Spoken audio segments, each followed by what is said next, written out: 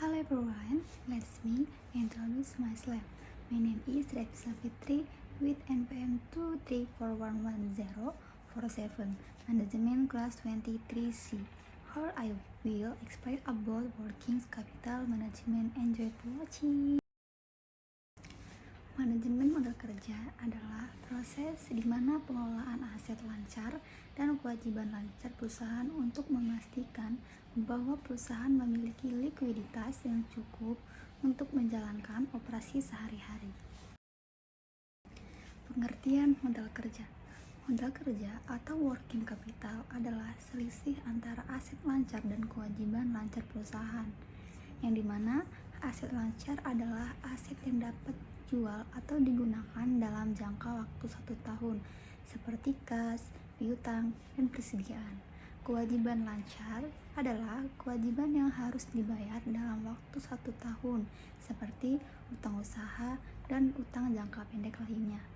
Formula untuk modal kerja itu adalah modal kerja sama dengan aset lancar dikurang kewajiban lancar. Selanjutnya yaitu ada tujuan manajemen modal kerja. Tujuan utama manajemen modal kerja yaitu untuk memastikan perusahaan dapat memenuhi kewajiban jangka pendeknya dan tetap menjalankan operasional bisnis tanpa gangguan. Beberapa tujuan manajemen modal kerja antara lain yang pertama ada memastikan likuiditas perusahaan cukup untuk operasional harian. Yang kedua, menjaga keseimbangan antara aset lancar dan kewajiban lancar. Yang ketiga, ada mengoptimalkan penggunaan dana yang tersedia agar tidak terjebak dalam masalah likuiditas. Komponen modal kerja. Komponen utama dalam modal kerja meliputi aset lancar, kas dan setara kas, dana yang tersedia untuk memenuhi kewajiban jangka pendek. Yang kedua, piutang usaha, uang yang terutang oleh pelanggan atau debitur. Yang ketiga, persediaan, barang yang dimiliki untuk dijual atau digunakan dalam produksi. Kewajiban lancar. Yang pertama, utang usaha, utang yang harus dibayar kepada pemasok. Yang kedua, utang bank jangka pendek, utang kepada bank yang harus dilunasi dalam waktu dekat. Adapun strategi pengelolaan modal kerja. Yang pertama, pengelolaan piutang usaha.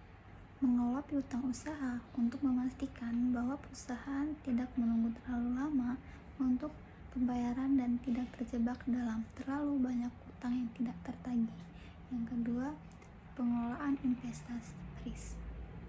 Mengelola tingkat inventaris sehingga tidak menjadi berlebihan yang dapat meningkat modal yang tidak produktif.